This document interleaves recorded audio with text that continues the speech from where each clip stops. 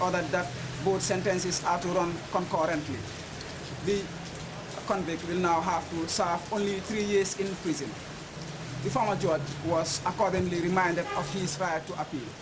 Ibrahim Jata, GRTS.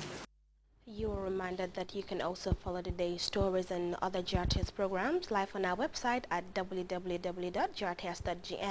There you can also monitor GRTS Radio Live. We will be back with more stories after this break. Extremely valuable. Extremely affordable. That's the AfriCell Extreme SIM card.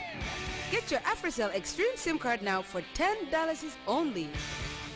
Yes, $10. AfriCell again, going to the extreme with a new SIM card for $10 only. That's the AfriCell Extreme SIM card with $15 credit. Pay 10 and get 15. Only with the AfriCell Extreme SIM card. Available everywhere. A brand new SIM card with $15 credit for $10 can only be brought to you by AfriCell. To news outside the Gambia now. If there was one moment when former Libyan leader Muammar Gaddafi had the world's sympathy, it was when he claimed an air raid by the United States killed his adopted baby daughter Hannah. But now the world is learning that that story may not have been true. CNN's Jill Dodger-Tree searches for answers in Tripoli. A dictator and his daughter. What happened to Hannah Gaddafi, the adopted daughter of Colonel Muammar Gaddafi? Libyans are full of conspiracy theories. They said she might be alive, or he sent her abroad, this woman says, or maybe she's here. If that sounds confusing, it is.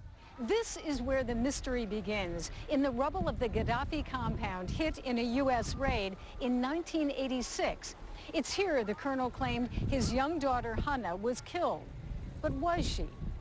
After the raid, a doctor told reporters there was no question. Little Hannah was dead. Severe fracture, very bad breast fracture. And we called the surgeon, to come here. And when he came, she was shocked and unfortunately she died. But 25 years later, some Libyans we spoke with are skeptical. I think it's just another propaganda of a dictator who lived to lie, actually, to his people. Gaddafi claimed he adopted another girl and called her Hannah in honor of the daughter who died. There are pictures on the internet of Gaddafi with that girl, and a picture of her at her sister Aisha's wedding. When that girl grew up, she became a doctor. At the Central Hospital of Tripoli, CNN obtained documents showing that a doctor named Hannah Gaddafi was on staff. Committed to the work that we did. Dr. Hatem Youssef told me he worked with her, that she was very professional, but her private life was a closed book. We did talk to her. I mean, personally, her personal life and so on, was not up for discussion. I mean, we didn't discuss these things, At the end, she's who she is. While the rest of the doctors had to make do with old furniture in their lounge, Hannah had her own well-decorated office, complete with an espresso machine, 3 phones, an external line, an internal line, and a line directly to the Gaddafi compound. Staff here at the hospital say on the day that the rebels invaded Tripoli, Hannah stayed right up until the last minute. Her guards insisted that she leave, and they finally did. Where Hannah fled is a mystery. When the rebels entered Gaddafi's compound August 23rd, they found Hannah's personal medical files. But which Hannah? Of course she didn't die, this woman says. All the media outlets are writing that she's alive.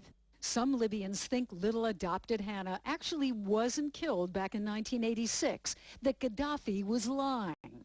Why do you think he would lie? I think, why he lied, because just people feel sorry for him, and keep fighting and keep killing each other, Others think Gaddafi really did adopt another daughter. Still others, like the vice director of the hospital, think Hannah is the biological daughter of Gaddafi by a woman other than his wife. The texture, and the face, things, it's like Gaddafi. It's her blood. It's his blood. That's what we know. That's what we think. But the real truth, we don't know, really. And neither, it seems, does anyone else in Libya know for sure. Jill Doherty, CNN, Tripoli.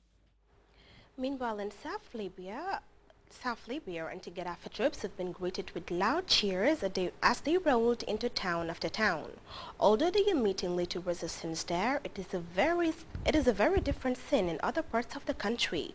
The former rebels are trying to regroup and push back into Muammar Gaddafi's stronghold of Sirte, but they say 20 of their fighters were killed on Sunday. Meanwhile, the battle for Sirte took a dangerous turn for some journalists. CNN's Phil Black and his team were with the rebels when their convoy came under fire. This report contains scenes you may find distressing. Viewer discretion is required. Revolutionary fighters advancing through Sirte. A commander sees movement in the distance. He calls for one gunman to fire. The rest of the unit joins in, shooting wildly.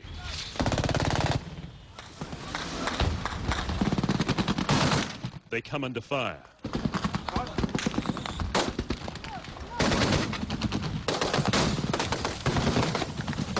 An ambulance is hit by a rocket-propelled grenade. They and we are caught in the open.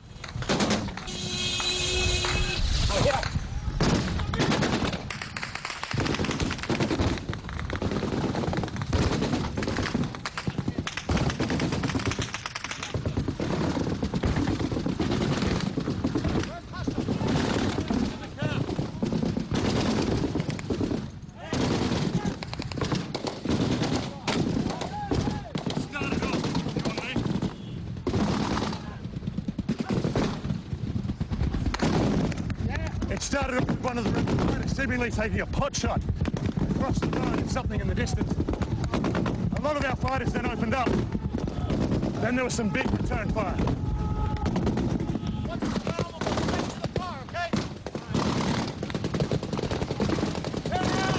CNN producer Ian Lee was hit. I've been shot, damn it. All right, man. 3 minor. Down, down, down.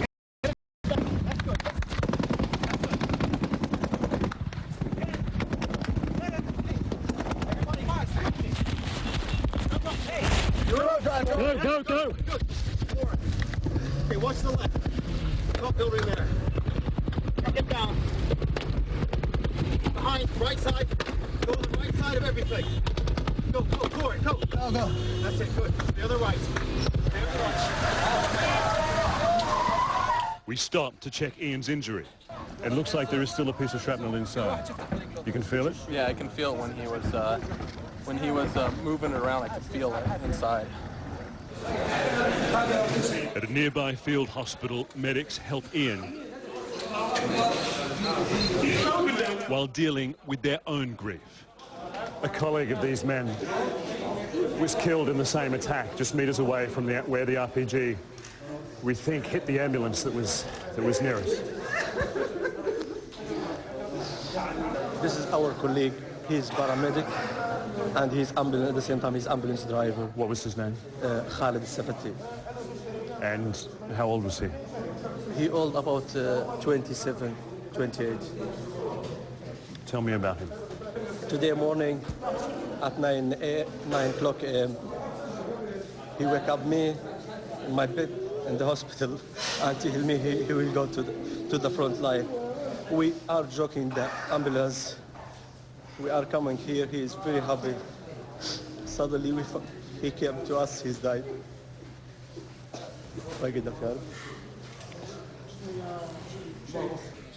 This medic was there too. He saw his friend die, but he must keep working. Casualties keep coming. On this day alone, more than 20 revolutionary fighters are killed in the chaotic battle for Sirte. We now take our second break. We'll be right back. Diamond Properties ñoo indi xéewal yot nañ la bay bu ma la waxee nga may tuddee nit ay nit dinaa la rey de bi dinaa la rey xaral ma wax la waa baax gis nga ñii ma la tuddal nii fañ génnee raful pour joxe kétab lëmma kër goo xam ne